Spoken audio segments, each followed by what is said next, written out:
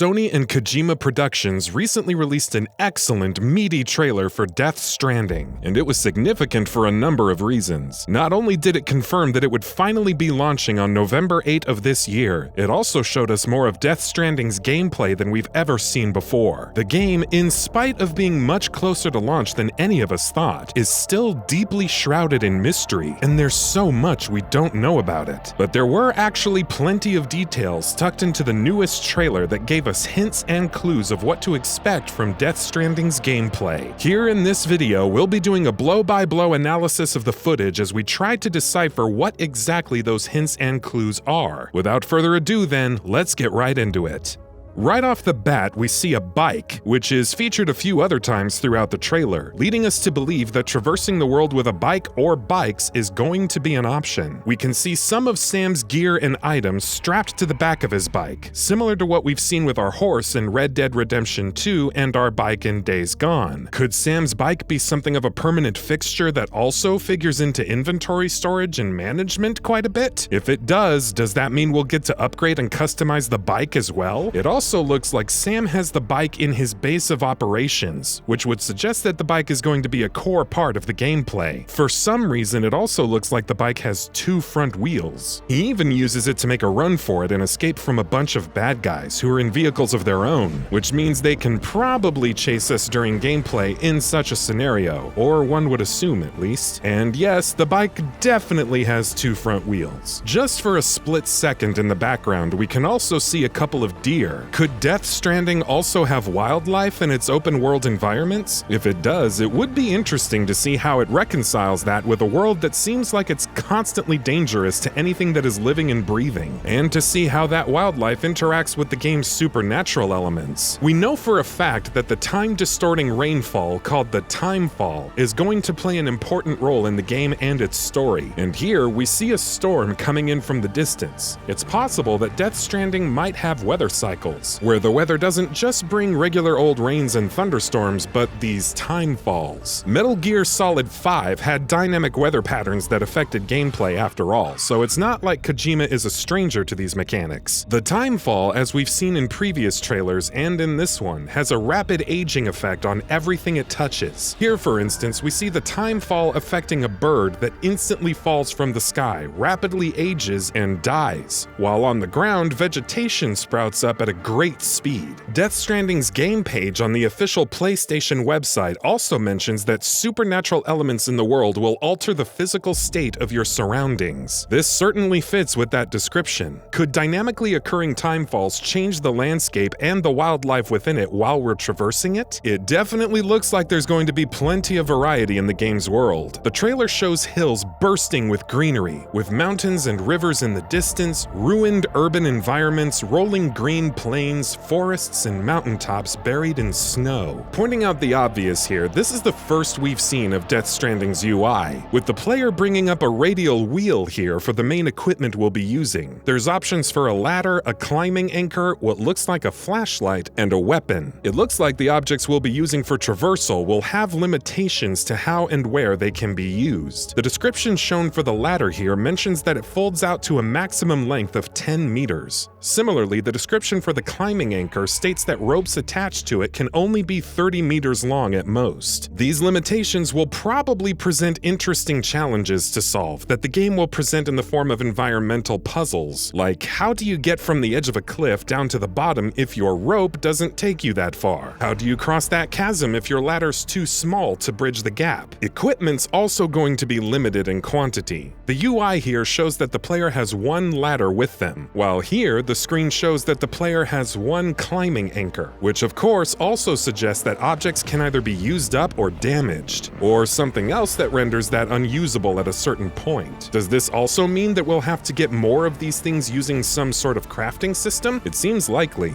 The player here is pressing or holding R2 to build a ladder to get to a higher position, while here the player is doing the same with the climbing anchor. On-the-fly building to traverse environments and get past obstacles is also certainly going to factor into the gameplay quite heavily, which is also mentioned on the game's aforementioned PlayStation page. You also have the option to fold your ladder back up, and here the player gets a similar option to dismantle your rope, which means that you'll probably be able to pick the equipment you've used for traversal back up and store it back in your inventory, unless some areas are designed in such a way to force you to leave some stuff behind, such as in the environmental puzzles we mentioned earlier. We get into some really interesting stuff here, which might define the game's stealth mechanics to a great extent. We see a pulse of a yellowish light coming in toward the player from the distance, suggesting that it is not the player, but someone else who sent it out. As soon as the pulse touches Sam, the cargo on his back begins to glimmer, which we think means it's responding to the pulse. The possibility that seems most likely here is that these are enemies tracking Sam, or more specifically his cargo, and they have means to pinpoint its location at certain distances, which would also have interesting story implications. Why are they tracking it? But we'll get into that some other day. Sam's backpack then sends out a pulse of its own, and it seems like it does so in response to the first pulse, which again leads us to believe that whoever is looking for the cargo has means of pinpointing its location, because immediately afterward we see a silhouette of the cargo being left behind, not of Sam, just the cargo, which seems like a unique spin on the stealth trope of the enemy being aware of your last known location. The enemies here probably know where the cargo was when it sent out its response signal. How often enemies can use this technology could have very interesting implications on how stealth functions in the game. The cargo's location at the time it sent out its response continues to send out the signal, pinging that location for whoever it was that sent out the first pulse. A more familiar sight here, some regular old stealth gameplay, where Sam hides in tall grass while enemies arrive at the scene in a vehicle, probably tracking the aforementioned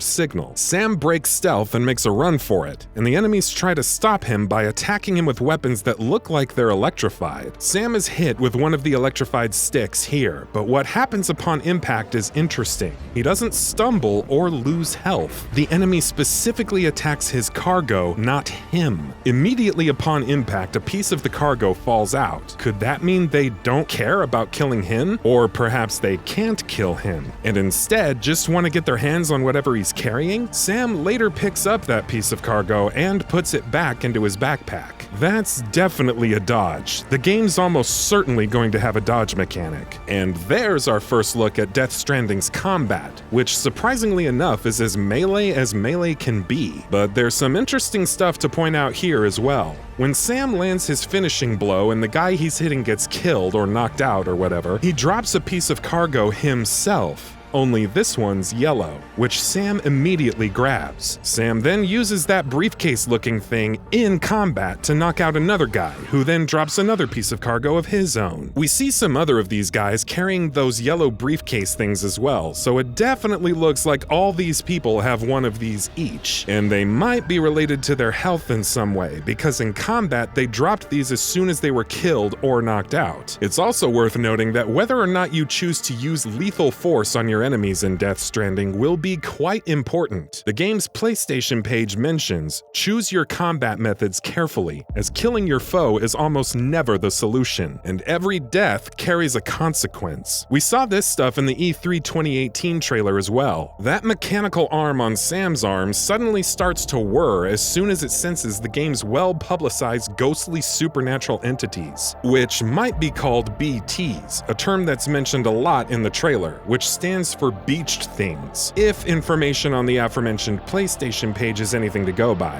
As soon as the sensor triggers, Sam immediately stops and ducks as the BTs appear in front of him. The player then sends out a pulse, yes, another pulse, to pinpoint the locations of the BTs. The silhouettes of the BTs fade very quickly though, which should be an interesting handicap during gameplay. It also looks like the sensor on Sam's back is always pointing in the direction of the closest BT to the player, while if the player gets too close to one, it starts spinning again. Sam is also leaving behind blue digital footprints. This one is a little hard to crack. Is it the BTs tracking Sam? Maybe because he hasn't been quiet enough? Is it information being fed to the player by the sensor on Sam's back? It's hard to tell. We might not be able to see the BTs, but it seems like we're going to have other ways of knowing where they are. As soon as they're alerted of Sam's presence, they start moving in on him, which is shown as splashes of the thick, black, oily liquid that we've seen so much of in Death Stranding trailers. In fact, earlier in this trailer itself, we see Sam speeding away on his bike while BTs, or their splashes of black liquid to be more specific, follow close behind. Interestingly enough, there's some gameplay footage that was shown exclusively in the Japanese version of this trailer that looks like it's from this scene as well. We see Sam in the same forest environment and see a weird monster thingy coming out of the black oily liquid. Either this is a one-off boss or a mini-boss encounter, or this is something that happens every time you're caught by BTs. Here's something else Death Stranding's PlayStation page mentions. There's no game over screens in the game. If you die, instead of seeing a game over screen, you'll instead find yourself in an upside-down realm, where you'll then have to find a way back to the realm of the living. What we're seeing here is probably Sam being pulled into that upside-down realm by the BTs. And this is probably that upside-down realm. The desolate landscape in the background and the curious grayish washed-out colors everywhere definitely make it seem like a realm of dead things. A bit of an obvious observation, we're seeing gameplay from a first-person perspective here. Now, we know that the game is played from a third-person perspective, so what exactly is it we're seeing here? Is the game going to have an option to be played in first person? Will there be specific portions of the game that will be playable in first person? Maybe this is just part of a cutscene. This first person scene is definitely a cutscene, so maybe that's it. But then again, maybe not. That first scene sure looked a lot like gameplay. This is the first time we've seen the player use any weapon in combat in Death Stranding, an assault rifle to be more specific. We saw an option for a weapon in the equipment radial wheel earlier, but it's unclear if this assault rifle is that weapon. There's actually exclusive footage of shooting combat in the Japanese trailer as well. We see Sam using a weapon here, but this time a handgun instead of an assault rifle. And there's a couple of interesting things to notice in the UI. The first, most immediately apparent thing is the fact that the handgun the player is using is a level 2 handgun, which means weapons are going to be upgradable. Secondly, the UI also gives the player an option to change their ammo,